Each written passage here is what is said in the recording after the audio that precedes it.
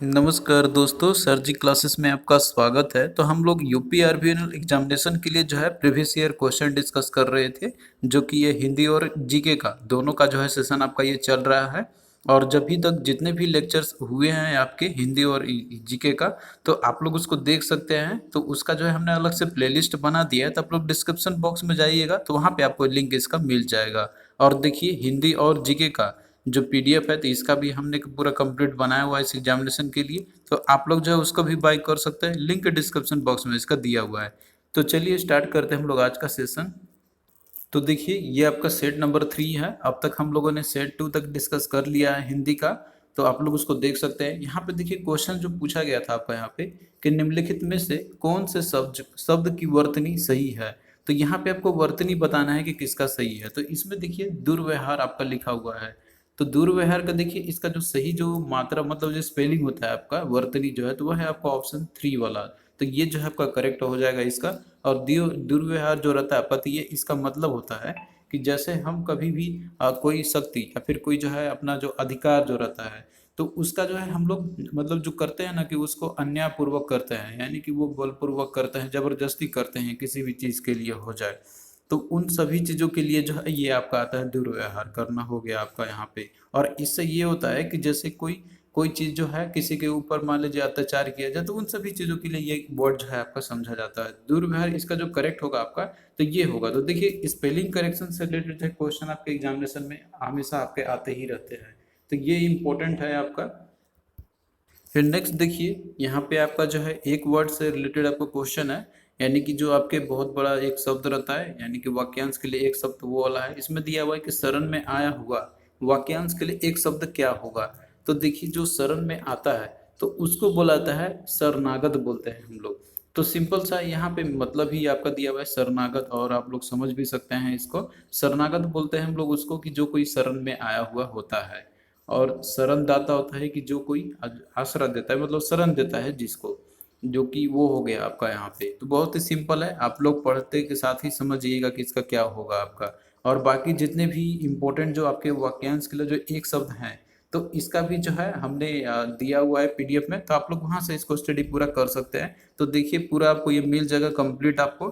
जो वाक्यांश के लिए जो एक शब्द आपके होते हैं, तो कोई भी सेंटेंस आपका एक रहता है, कोई एक वाक्य रहता है आपका, तो उसको जो है हम लोग एक शॉर्ट और सिंपल में उसको हम लोग लिख सकते हैं यहाँ पे। तो ये जो है आपका दिया हुआ है पूरा कंप्लीट आपका अ से लेके आपका बाकी जितने भी लेटर होते हैं उन सभी से शुरुआत है आपका।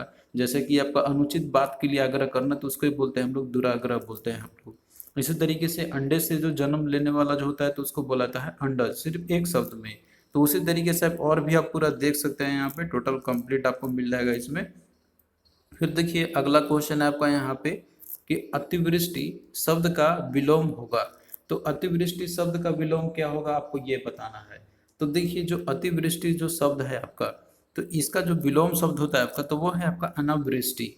तो यहाँ पे देखिए जो अतिवृष्टि जो शब्द आपका है, तो इसका मतलब होता है यहाँ पे, इसमें दो से मिलकर बना हुआ एक अति और वृष्टि आपका। तो इसका मतलब होता है कि अधिक अधिक वर्षा जो खेतों आदि के लिए जो है वो अनिष्टकारी सिद्ध होते हैं, यानी कि बहुत ज़्यादा अगर अधिक वर्षा अगर हो जाता है कहीं पे, तो उससे जो है वो क्या होगा, वो अनिष्टकारी सिद्ध ही होगा। क्योंकि जितना ज़रूरत है उतना ही रिक्वायरमेंट रहे, अगर उससे ज़्यादा हो जाए तो वो तो जाहिर सी बात है, तो वो नुकसान तो होगा ही होगा। तो यही चीज़ है आपका यहाँ पर, मतलब बारिश से रिलेटेड आपका यहाँ पे है। तो सिंपल आप इसका अतिवृष्टि को समझ सकते हैं कि जो मूसलाधार जो बारिश होता है आपका, तो उसकी जो स्थिति होती है, तो उसी के लिए वर्ड यूज करते हैं हम लोग अनावृष्टि का। तो इसका मतलब सॉरी अतिवृष्टि का, और इसी का उल्टा क्या आपका हो जाएगा अनावृष्टि। तो ये जो है आप लोगों को याद रखना होगा। और इस तरीके से जो भी विलोम शब्द आपके रहते हैं, तो पूरा आपको कंप्लीट मिल जाएंगे आपको पूरा पीडीएफ में। तो आप लोग जो है इससे तैयारी कर सकते हैं इसका। और इसमें जितने भी इंपॉर्टेंट है आपके लेटर वाइज, तो आपको पूरा मिल जाएगा कंप्लीट इन्फॉर्मेशन। फिर अगला देखिए क्वेश्चन है आपका यहाँ पे पूछा गया था कि रजनी शब्द का पर्यायवाय नहीं है। तो इसमें आपको रजनी का जो शब्द है, तो इसका पर्यायवाची शब्द कौन सा नहीं है वो आपको बताना है। तो देखिए जो रजनी जो शब्द आपका है, ये संस्कृत का आपका एक शब्द है, जिसका मतलब होता है अगर हिंदी में बोला जाए, तो वो है मतलब कि ये जो है आपका तद्भव शब्द अगर बोलते तो या रात या निशा हो गया या रात्रि हो गया। तो ये होता है इसका। तो इसका अगर हम बात करते हैं आपका और भी जो पर्यायवाची जो शब्द होते हैं आपके, तो आप यहाँ पे देख सकते हैं इसका जैसे यामिनी भी होता है, इसके अलावा तमसा भी है, यामा भी है। लेकिन जो चंद्रिका जो आपका दिया हुआ है तो ये भी एक संस्कृत का शब्द है जो कि आपका रिलेटेड है चांदनी से, चंद्रमा का जो प्रकाश होता है उससे। तो यहाँ पे रजनी का जो पर्यायवाची शब्द नहीं है तो वो है आपका चंद्रिका। तो ऑप्शन 3 आपका ये करेक्ट हो जाएगा। तो आप लोगों को जो है शब्द याद रखने होंगे जितने भी इम्पोर्टेंट है। अगर आपको शब्द याद रहेगा तो आप लोग आराम से इन सभी क्वेश्चन को कर सकते हैं इजीली। फिर अगला देखिए, यहाँ पे आपको दिया हुआ है कि बहुत दुख देना अर्थ के लिए सही मुहावरा क्या होगा। तो यहाँ पे जो है आपको दिया हुआ है कोई जैसे मुहावरे का अर्थ दिया हुआ है और आपको बताना है कि ये किस मुहावरे का ये अर्थ है। तो ये आपको क्वेश्चन दोनों तरीके से पूछा जा सकता है यहाँ पे। तो देखिए जो बहुत दुख देना होता है तो ये जो है आपका छाती पर मूंग दलना, तो ये इसका एक मुहावरा आपका है। तो छाती पर मूंग दलना देखिए इसका मतलब रहता है यहाँ पर आपका कि जैसे किसी का कोई निकट हो और उसे मतलब उसको कष्ट देता हो, कोई भी उसको दुख देता हो, तो उसके लिए यूज करते हैं हम लोग की छाती पर मूंग दलना। तो सिंपल सी बात है कि छाती पर अगर मान लीजिए कोई मूंग दलेगा तो जाहिर सी बात है कि उसको दुख तो होगा ही होगा। तो आप इसको रिलेट भी करके याद कर सकते हैं। इसके अलावा देखिए और भी जो यहाँ पे आपको दिया हुआ है छाती फटना, तो इस मुहावरे का जो अर्थ होता है तो इसका मतलब होता है कि बहुत दुखी होना। तो कोई भी अगर बहुत दुखी होता है तो बोलते हैं ना कि उसका छाती फटने लगा दुख के कारण। तो इस सिंपल सा है, आप लोग बहुत ही इजीली याद कर सकते हैं। इसी तरीके से और भी देखिए दिया हुआ है कि छाती पर सांप लौटना, सांप छाती पर सांप लेटना, इसका देखिए मतलब होता है कि ईर्ष्या से दुखी होना। यानी कि कोई किसी को अगर जलन होता है तो वो दुख तो होगा ही होगा, किसी चीज को देख के या किसी से हो गया इसका यहाँ पे। फिर इसके बाद देखिए अगला है कि छाती पर पत्थर रखना। तो इसका मतलब होता है कि अपना हृदय जो है वो कठोर हो जाना। अब कोई भी जैसे क्रूएल हो जाता है एकदम से, कोई दया भाव होता ही नहीं है उसके अंदर में, तो वो उसके लिए यूज करते हैं हम लोग कि छाती पर पत्थर रखना। तो इन सभी मुहावरे का जो है अर्थ आप लोग याद रखना।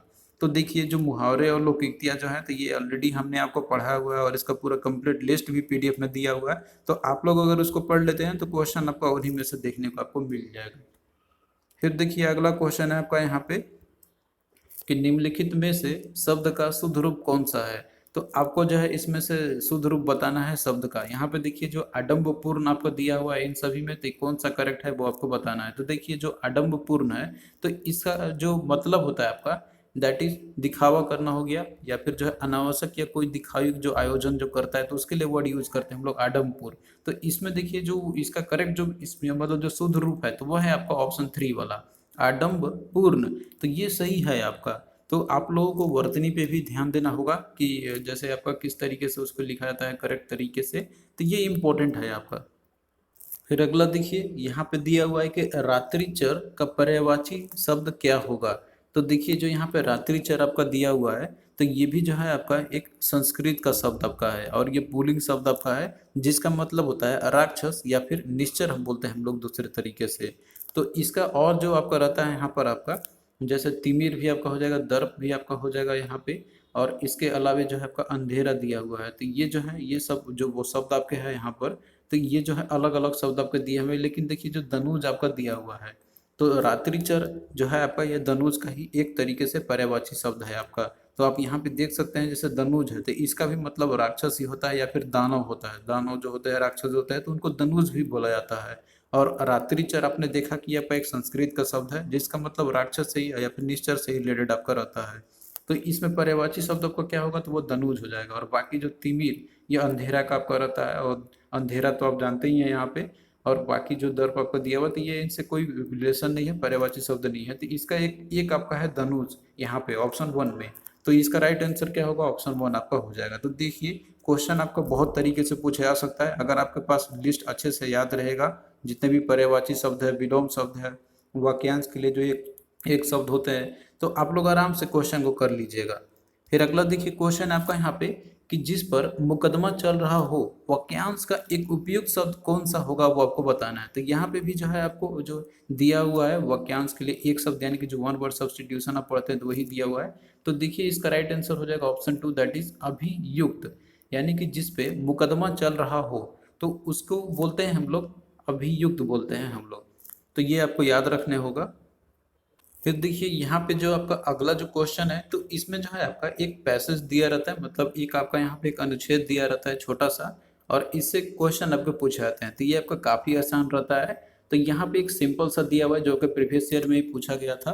तो आप लोगों को सबसे पहले इस पैसेज को पढ़ लेना है और उसके बाद क्वेश्चन जो है आप लोग इजीली कर सकते हैं।